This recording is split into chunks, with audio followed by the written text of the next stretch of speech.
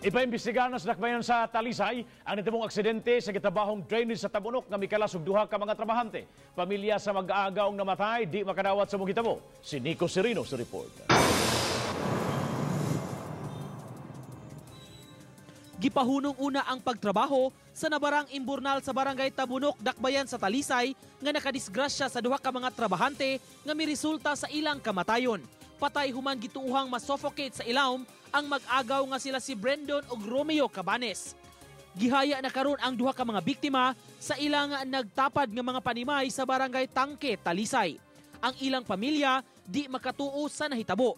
Si Romeo ang giingong maogyoy nangunay paglimpyo sa mga kanal ug imburnal ug maoy mikuha sa iyang igagaw nga si Brendon aron mutabang kaniya sa trabaho.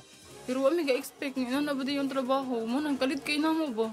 Ug mi kadawat gabi pa tud kadlaw na sige mi hinalakay. Kamu unta digid mo ta. Kaya nga ang pinabuhi di ba bayrag sapi. Nang hinaot ang pamilya, matabangan sila sa kagamhanan, sanglit naglisod sila karon. Naingo man to ilang ko mahatag ko na. Wala ko lumiga gastuon nilahan ako no tanan. Ang kagamhanan sa dakbayan sa Talisay, mipaimbestigar na sa nahitabo aron masuta unsa gyud ang tinuod. Obserbasyon ni Konsehal Danny Caballero, nagtrabaho ang mga trabahante nga walay safety gear. Ultimo bisag ka ng mga gloves o di ba ka ng mga disinfectant nga magamit nila para sa ilang panglawas nga inigsud na sa ilawom, mao na akong pa-imbestigahan.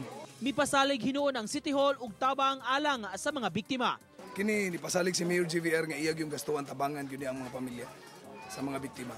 Nico Sereno, Anda Mo Balita, 24 Oras.